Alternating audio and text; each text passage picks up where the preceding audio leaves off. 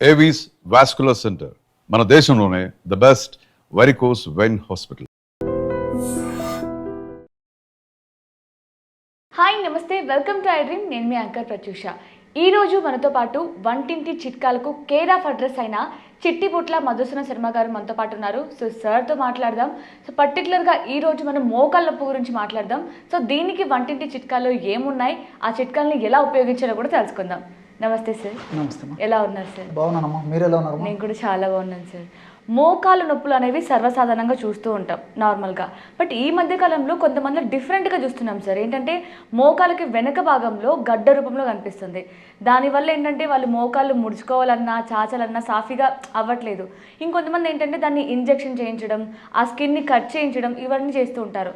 So అసలు ఈ మోకాలు వెనక భాగంలో గడ్డ రూపంలో ఎందుకు వస్తుందంటారు? మోకాళ్ళ అరుగుదలలో ఒక భాగం అమ్మా. సర్వసాధారణంగా ఒక వయస్సు వచ్చిన తర్వాత జీవధర్మాల్లో భాగంగా, దేహధర్మాల్లో భాగంగా మోకాళ్ళ భాగంలో కూడా గుజ్జు తగ్గిపోయి దాన్ని ఏదైతే మనం అరిగినాయని చెప్తామో ఆ లక్షణాలు వస్తుంటాయి. కానీ కాలానుగుణంగా మరి వివిధ రకాల కారణాలు ఇచ్చి చిన్న వయసులోనే మోకాళ్ళ నొప్పులు వస్తున్నాయి. ఇదొకటి.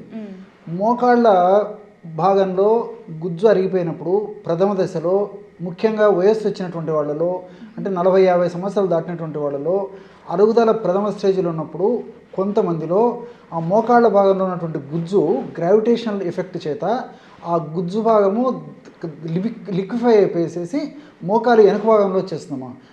అది బెలూన్ లాగా వచ్చేస్తుంది అనమాట. సో అలాగంటే మెత్తగా ఉంటుంది. కొన్నాళ్ళ పాటు పాపం అది చాలా రోజులు ఇబ్బంది పెట్టేటువంటి పరిస్థితి ఏర్పడుతుంది. కొంతమంది కొన్నాళ్ళ పాటు ఉండే తగ్గిపోయేటువంటి పరిస్థితి ఏర్పడుతుంది. దీనికోసం అని చెప్పేసి ఇంతకుముందే మీరు చెప్పినట్లు మరి ఇంజెక్షన్ చేయించుకోవడం కానీ, దాని ఏదో స్కిన్ కట్ చేయించుకోవడం కానీ రకరకాల ప్రయోగాలు చేస్తుంటారమ్మా. మరి వైద్యుల సలహాను అనుసరించుకొని వైద్యులు చెప్పినట్లు ఫాలో కావాలని వాళ్ళు మాత్రం అలాంటి చేయడం మంచిది కదమ్మా. అంటే మోకాళ్ళ నొప్పులు ఒక భాగం.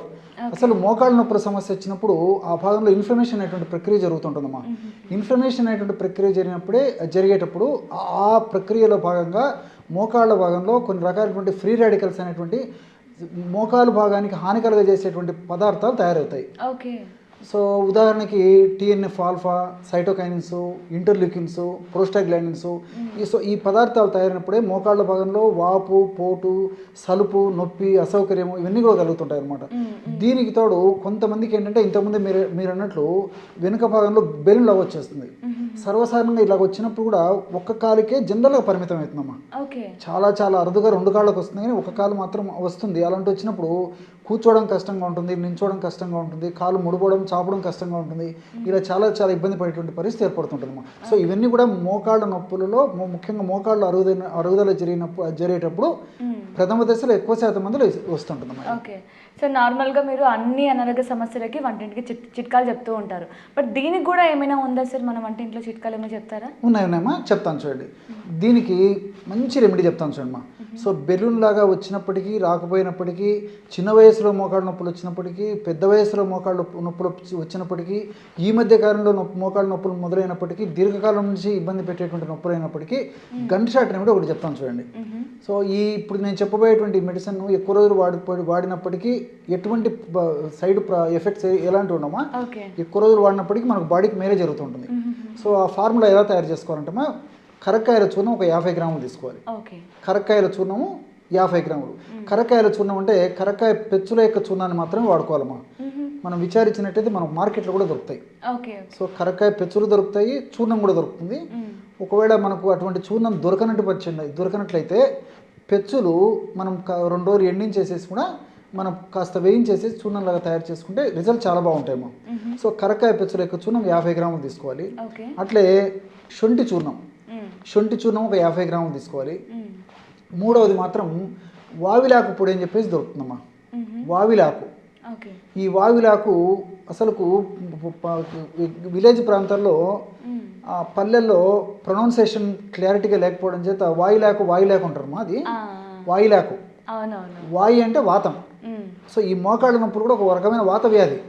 సో వాతాన్ని తగ్గించేటువంటి అద్భుతమైనటువంటి ఔషధ గుణాలు, రసాయన తత్వాలు ఈ యొక్క వాయులాకులు నిక్షిప్తీకరించడం చేత మరి పూర్వకాలం నుంచి కూడా విరివిగా విస్తారంగా మరి ఆ పూర్వకాలం నుంచి కూడా వాయులాకు ఈ నొప్పులకు వాడుతుంటారు.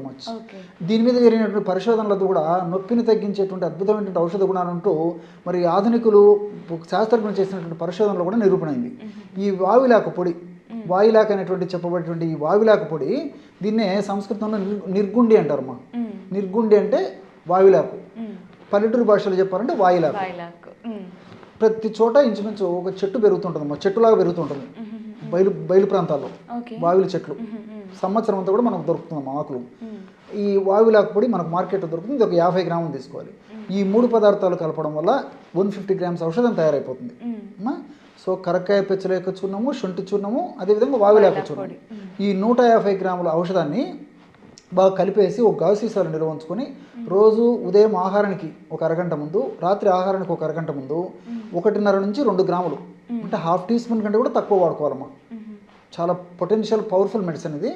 So maximum ½ teaspoon, that is the maximum. కాబట్టి 1.5 నుంచి 2 గ్రాముల వరకు తీసుకుంటే సరిపోతుందమ్మా.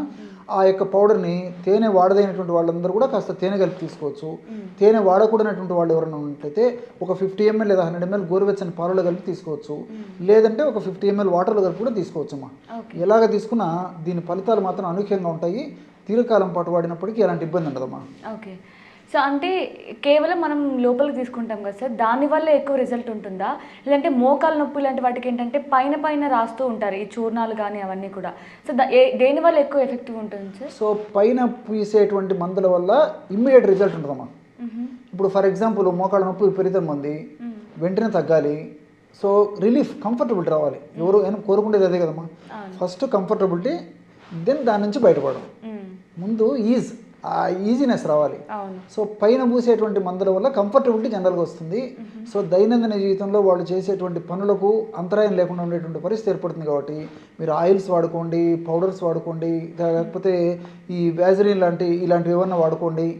ఏది వాడుకున్నప్పటికీ కంఫర్టబిలిటీ వచ్చేదానికి ఉపయోగపడుతుంది. అంతేకాకుండా ఈ యొక్క ఔషధ ప్రభావము చర్మం పీల్చుకోవడం చేత ఆ వ్యాధి మరింత తీవ్ర రూపంలో వెంటనే పెరగకుండా ఉండేందుకు కూడా పైపూత మందులుగా వాడుకోవడం వల్ల ఉపయోగం ఉంటుందమ్మా. ఫర్ ఎగ్జాంపుల్ కొన్ని రకాలైన నూనెలు, ఆవాల నూనెలో కర్పూరం పొడి కలిపేసి వాడుతుంటారు. ఆవాల నూనె వేడి చేసేసి కాస్త కర్పూరం పొడి కలిపేసి వాడుతుంటారు నొప్పులకి.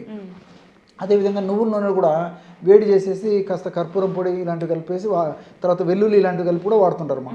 సో ఇవి వాడుకోవడం వల్ల ఏమవుతుందంటే అందులో ఉన్నటువంటి ఔషధ గుణాలు కూడా చర్మం ద్వారా ఆ యొక్క కీళ్ళ భాగంలోకి పోయేసేసి కీళ్ళు డ్యామేజ్ కాకుండా, ఫర్దర్గా డ్యామేజ్ కాకుండా ఉండేందుకు, దీర్ఘకాలం పాటు కీళ్ళు ఆరోగ్యంగా ఉండేందుకు పరోక్షంగా కూడా ఇవి ఉపయోగపడతాయమ్మా.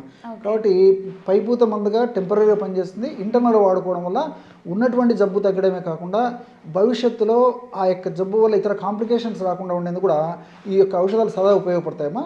సో దీనికి తోడు ఏంటంటే ఇప్పుడు నేను చెప్పినటువంటిది మరి మామూలు మన ఇంట్లో తయారు చేసుకునేటువంటి ఫార్ములా. జనరల్గా ఎక్కువ శాతం మందిలో కేవలం ఈ చెప్పినటువంటి ఔషధంతోనే చాలా వరకు రిలీఫ్ ఇస్తుందమ్మా. సమస్య మరీ తీవ్రంగా ఉండి దీర్ఘకాలం పాటు ఉండి మరీ ఇబ్బంది పడేటువంటి పరిస్థితి ఉన్నట్లయితే ఈ యొక్క ఔషధాన్ని వాడుకుంటూ కూడా, అంటే ఇప్పుడు నేను చెప్పినటువంటి ఫార్ములా వాడుకుంటూ కొన్నాళ్ల పాటు మరి ఆయుర్వేద ఔషధాలు కూడా వాడుకోవాల్సి వస్తుంది. ఆ ఆయుర్వేద ఔషధాలు ఏంటంటే కామన్గా అందరూ వాడుకోదగ్గ ఔషధాన్ని చెప్తాను చూడమ్మా. మహాయోగరాజ గుగ్గులు మనకు ఈ ఆయుర్వేద మందులు ఆయుర్వేద ఔషధ విక్రయశాలలో దొరుకుతాయమ్మా. మహాయోగరాజ గుగ్గులు అవి టాబ్లెట్స్ రూపంలో దొరుకుతాయి. మధ్యాహ్నం ఒక టాబ్లెట్, రాత్రి ఒక టాబ్లెట్ మింగేసేసి దానికి అనుపానంగా ఒక లిక్విడ్ కూడా తాగాలి. అది మహారాస్నాది క్వాథ. మహారాస్నాది క్వాథ అది లిక్విడ్ ఫామ్లో దొరుకుతుంది. టాబ్లెట్ మింగేసి 2 స్పూన్లు లిక్విడ్, 2 స్పూన్లు వాటర్ కలిపేసి తీసుకోవాలి. సో కొన్నాళ్ల పాటు ఈ 2 వాడేసేసి కాస్త కంఫర్టబిలిటీ వచ్చిన తర్వాత మరి కేవలము మరి నేను చెప్పినటువంటి ఈ యొక్క హోమ్ రెమెడీ ఒకటి, అంటే ఇప్పుడు నేను ఫార్ములా తయారు చేసుకుని వాడుకోమని చెప్పాను కదమ్మా, అది వాడుకున్నా సరిపోతుందమ్మా. సో ఈ విధంగా వాడుకోవడం వల్ల ఇంచుమించు 100లో 90%, 95% మందికి పైగా ఆధునిక కృత్రిమ రసాయన ఔషధాలు లేకుండా కేవలం ఈ మందుల ద్వారానే ఆ యొక్క సమస్య నుంచి బయటపడవచ్చు. Okay.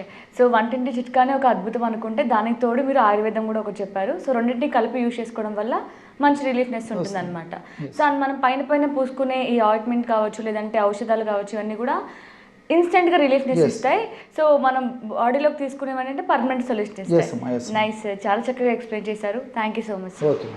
And for more videos, please subscribe to iDream channel. Subscribe to iDream Media. Please subscribe to iDream. Please subscribe to iDream. Please subscribe iDream. And please subscribe to iDream. For more videos, subscribe to iDream. please like, share and subscribe to the channel. Congratulations, iDream. Subscribe to iDream. Subscribe to iDream. So subscribe to iDream Media. ఐ డ్రీమ్కి iDream team అందరికీ huge congratulations. Please subscribe iDream Media. Please subscribe to iDream. Subscribe iDream. Please subscribe to iDream. iDream అంటే నా కళల ఛానల్ను subscribe చేసుకున్న నోరు తిరుగుతలేదు, మీరైతే గంట గుర్తు కొట్టండి. For more such videos, please subscribe to iDream. Subscribe to iDream. Please subscribe to iDream. Please subscribe iDream Media. Please do subscribe to iDream. Please subscribe to iDream Media. For best entertainment and information, please subscribe iDream. And don't forget to subscribe to iDream.